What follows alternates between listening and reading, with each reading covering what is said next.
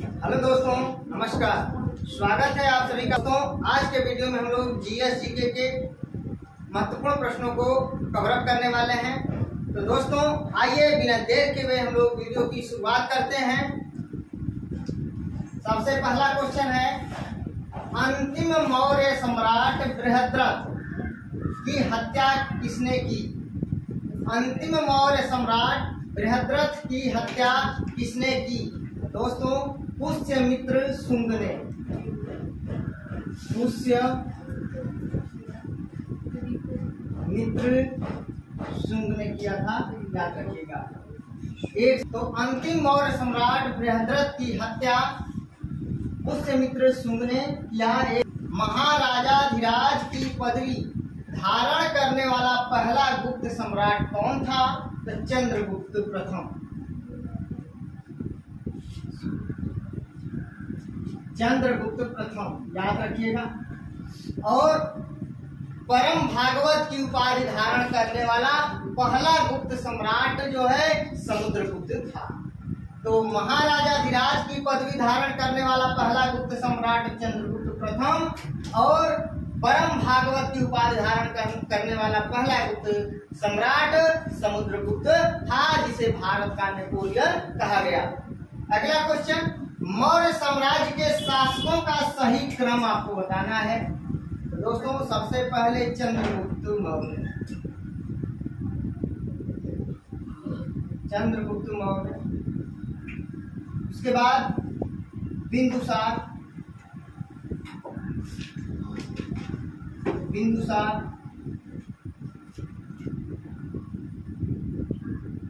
उसके बाद अशोक, उसके बाद बृहद्रथ।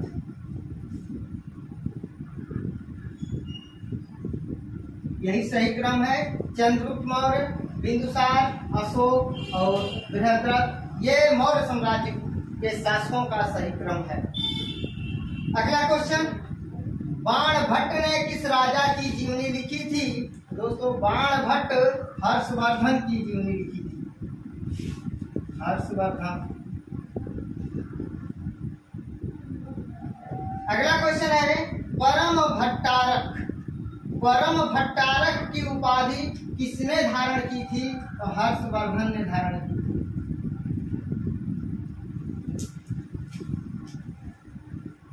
हर्षवर्धन ने धारण की।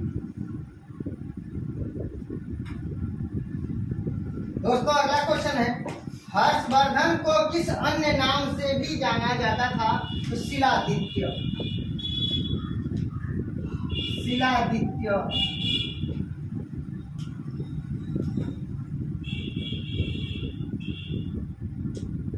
क्वेश्चन पूछा जाए शिलादित्य किसका उपनाम है? तो हर्षवर्धन का।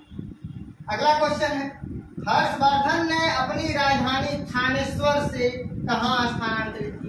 तो कन्नौज।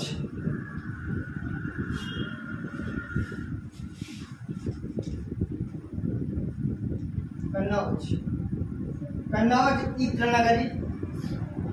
तो दोस्तों, बाणभट्ट ने किस राजा की जीवनी लिखी? हर्षवर्धन की। परम भट्टारक की उपाधि किसने धारण की थी? हर्षवर्धन। और हर्षवर्धन को किस अन्य नाम से भी जाना जाता था? शिलादित्य। हर्षवर्धन ने अपनी राजधानी थानेश्वर से कहाँ स्थानांतरित की थी? तो कन्नौज। अगला क्वेश्चन दोस्तों, तेलुगुकृत अमुक्तमाल्यद के लेखक कौन थे? दोस्तों, तेलुगुकृत मतलब तेलुगु भाषा में अमुक्तमाल्यद पुस्तक के लेखक कौन है? तो कृष्णदेवराय केडीआर। कृष्णदेवराय,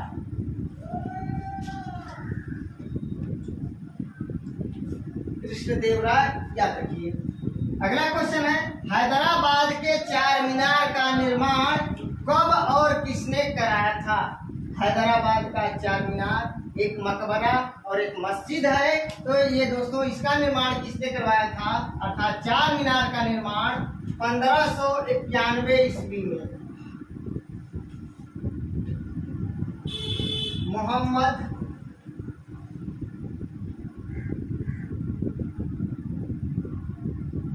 कुतुब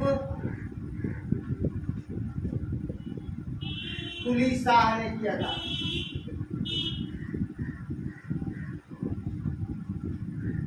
याद रखिएगा, हैदराबाद के चार मीनार का निर्माण 1591 ईस्वी में मोहम्मद कुतुब शाह ने किया था।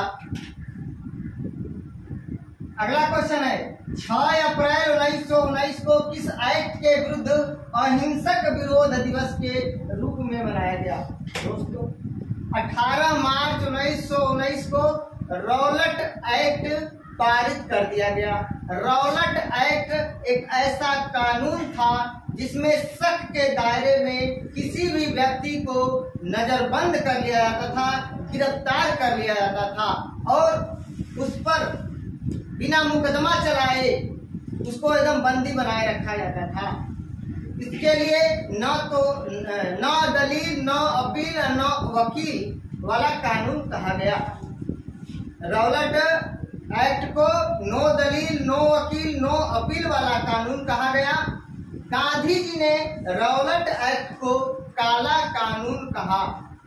और याद रखिएगा, रौलट एक्ट के विरोध में 6 अप्रैल 1919 को रौलट सत्याग्रह की शुरुआत हुआ, गांधी जी ने किया था रौलट सत्याग्रह। और दोस्तों रौलट सत्याग्रह की शुरुआत 6 अप्रैल 1919 को हो गया। उसके 3 दिन के बाद 2 महत्वपूर्ण नेता सतपाल और सैफुद्दीन किचलू को गिरफ्तार कर लिया गया।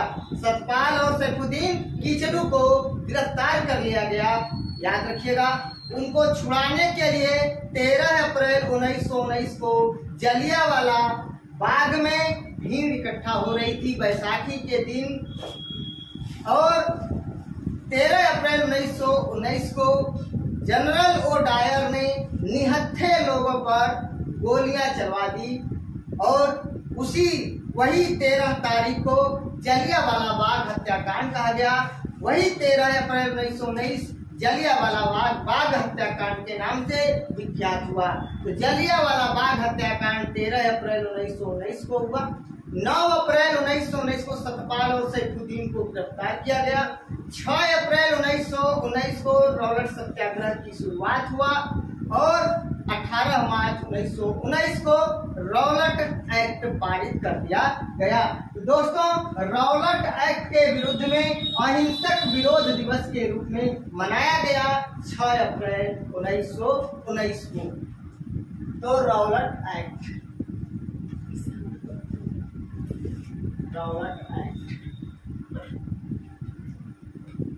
दोस्तों अगला क्वेश्चन है, आर्य समाज की स्थापना के समय भारत का वायसराय कौन था? दोस्तों 1875 में स्वामी दयानंद सरस्वती ने आर्य समाज की स्थापना बंबई में किया। 1875 में आर्य समाज की स्थापना स्वामी दयानंद सरस्वती ने किया बंबई में। उस समय भारत का वायसराय लॉर्ड नॉर्थब्रुक था। लॉर्ड नॉर्थब्रुक था।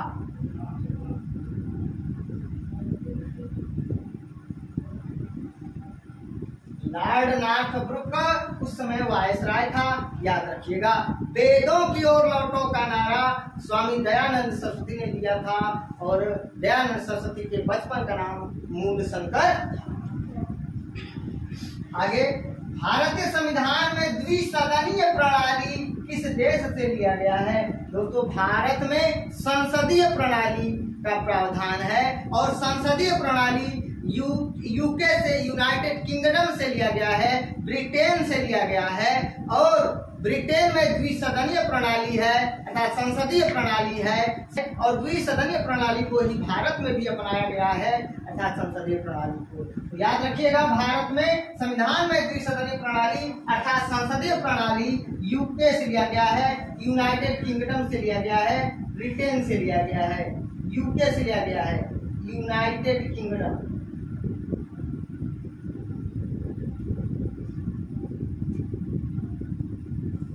भारत में संसदीय प्रणाली अपनाया गया है और ब्रिटेन में भी संसदीय प्रणाली है और संसदीय प्रणाली में ही आपका द्विसदनीय प्रणाली आएगा। तो ये ब्रिटेन से लिया गया है। अगला क्वेश्चन, इस संविधान संशोधन के द्वारा संपत्ति के अधिकार को कानूनी अधिकार की मान्यता प्रदान किया गया 44वें संविधान संशोधन 1978 के द्वारा।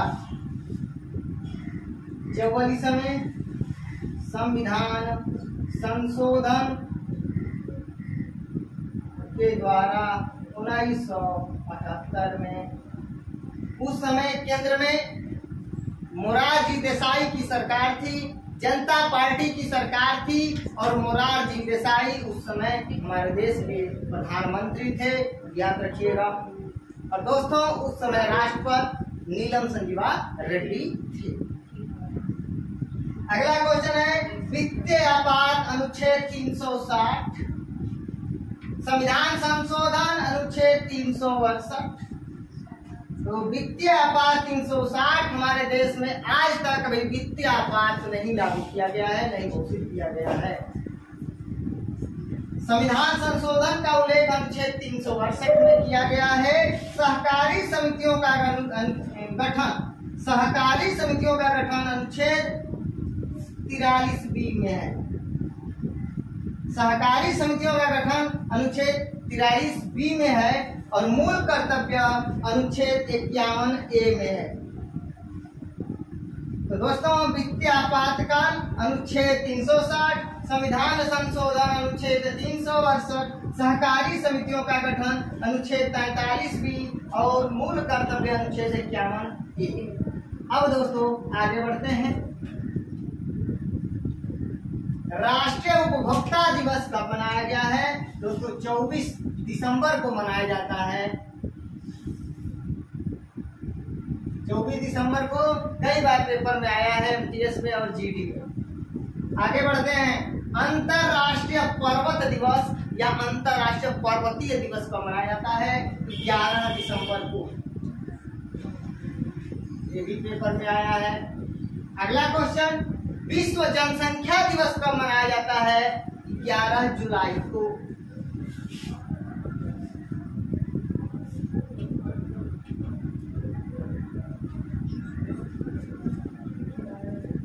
आगे क्वेश्चन दोस्तों, India of my dreams, India of my dreams पुस्तक के लेखक हैं Mahatma Gandhi.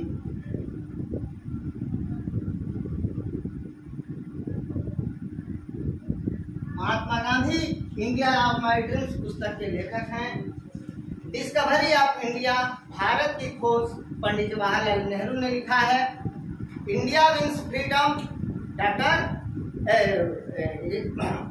Maulana Abul Kalam Azad. India wins freedom, Maulana Abul Kalam Azad. और इंडिया डिवाइडेड के लेखक हैं डॉक्टर राजेंद्र प्रसाद। अगला क्वेश्चन है Sita warrior of Mithila, Sita warrior of Mithila पुस्तक के लेखक हैं अमीश त्रिपाठी। अमीश त्रिपाठी।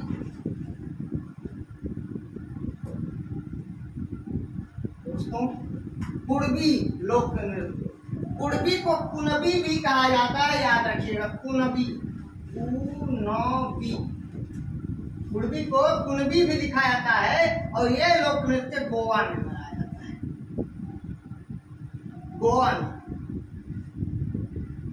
गोडसे लोक नृत्य, गोडसे लोक नृत्य, गोडसे लोक नृत्य नागालैंड।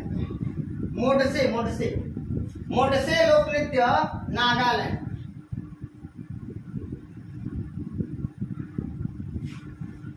गराड़ी लोक नृत्य पांडिचेरी, पाइक लोक नृत्य उड़ीसा, याद रखिएगा। तो कुणबी या कुणबी लोक नृत्य गोवा में और मोडसे लोक नृत्य नागालैंड में। दोस्तों अगला क्वेश्चन की बात करते हैं। प्यूर्टो रिको खाई, प्यूर्टो रिको खाई किस महासागर में है? अटलांटिक महासागर, अटलांटिक महासागर।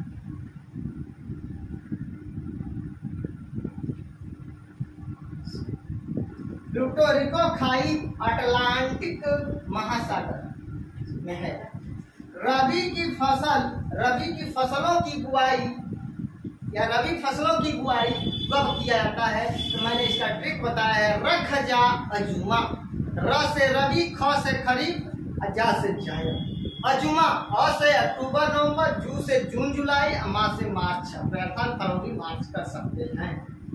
तो रख जा अजुमा में आपका रबी का फसल आएगा अक्टूबर नवंबर।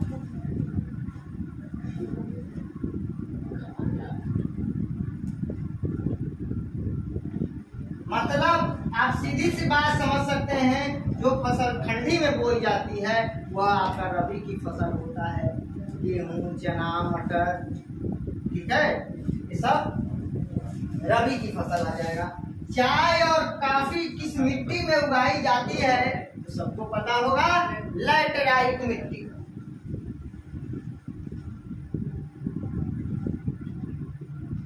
लैटेराइट मिट्टी।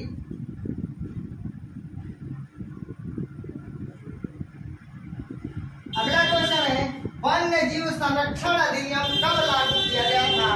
दोस्तों, वन्य जीव संरक्षण अधिनियम 1972 में लागू किया गया था। तो दोस्तों आइए एक बार मैं फटाफट आप लोगों को रिवाइज करा देता हूँ। अंतिम मौर्य सम्राट बृहद्रथ की हत्या किसने की? पुष्यमित्र शुंग ने किया। अगला क्वेश्चन है, महाराजाधिराज की पदवी धारण करने वाला पहला गुप्त सम्राट कौन था? तो चंद्रगुप्त प्रथम था। मौर्य साम्राज्य के शासकों का सही क्रम क्या है? चंद्रगुप्त मौर्य, बिंदुसार, अशोक और बृहद्रथ। बाणभट्ट ने किस राजा की जीवनी लिखी थी? हर्षवर्धन की। परम भट्टारक की उपाधि किसने धारण की थी? हर्षवर्धन ने। हर्षवर्धन को किस अन्य नाम से भी जाना जाता था? शिलादित्य के नाम से। हर्षवर्धन ने अपनी राजधानी थानेश्वर से कहाँ स्थानांतरित की? कन्नौज। हर्षवर्धन 3 पुस्तकें हैं, PNR, प्रियदर्शिका, नागानंद और रत्नावली। प्रियदर्शिका, नागानंद और रत्नावली, याद रखिएगा। PNR हर्षवर्धन की 3 पुस्तकें हैं, PNR मराठी के PNR यानी प्रियदर्शिका, नागानंद और रत्नावली। तेलुगु कृत अमुक्तमाल्यद के लेखक कृष्णदेवराय KDR।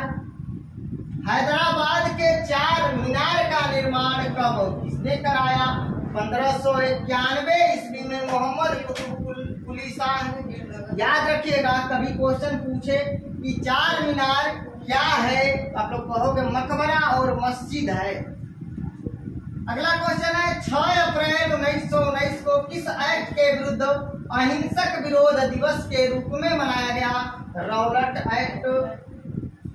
आर्य समाज की स्थापना के समय भारत का वायसराय कौन था? लॉर्ड नॉर्थ ब्रुक ने। लॉर्ड नॉर्थ ब्रुक जो है उस समय वायसराय था। भारतीय संविधान में द्विसदनीय प्रणाली किस देश से ली गई है? तो यूनाइटेड किंगडम से यानी ब्रिटेन से। किस संविधान संशोधन के द्वारा संपत्ति के अधिकार को कानूनी अधिकार की मान्यता प्रदान किया गया? 44वें संविधान संशोधन के द्वारा 1978 में। 42वें संविधान संशोधन 1976 को लघु संविधान कहा गया है। याद रखिएगा, लघु संविधान किस संविधान संशोधन को कहा गया है? तो 42वें संविधान संशोधन को कहा गया है। अगला क्वेश्चन है, वित्तीय आपात का उल्लेख अनुच्छेद 360 में। संविधान संशोधन का उल्लेख अनुच्छेद 368 में। सहकारी समितियों का गठन अनुच्छेद 43 43B के अंतर्गत 43B के अंतर्गत। मूल कर्तव्य अनुच्छेद 51A। राष्ट्रीय उपभोक्ता दिवस 24 दिसंबर। अंतरराष्ट्रीय पर्वत दिवस 11 दिसंबर। विश्व जनसंख्या दिवस 11 जुलाई। इंडिया ऑफ माई ड्रीम्स पुस्तक के लेखक महात्मा गांधी। सीता वारियर ऑफ मिथिला के लेखक हैं अमीश त्रिपाठी। पूर्वी अर्थात पूर्वी लोक नृत्य गोवा में। मोडसे लोक नृत्य नागालैंड में। प्यूर्टोरिको खाई किस महासागर में स्थित है? अटलांटिक महासागर में। रबी फसलों की बुआई कब की जाती है? अक्टूबर नवंबर में। और चाय और कॉफी किस मिट्टी में उगाई जाती है? लैटेराइट मिट्टी में। वन्य जीव संरक्षण अधिनियम कब लागू किया गया था? 1972 में। और वन्य जीव संरक्षण अधिनियम 1972 के अंतर्गत 1973 में टाइगर प्रोजेक्ट अर्थात बाघ परियोजना की शुरुआत किया गया और 1992 में हाथी परियोजना या एलिफेंट प्रोजेक्ट का शुरुआत किया गया। दोस्तों, जिसे स्क्रीनशॉट लेना हो स्क्रीनशॉट ले सकते हैं।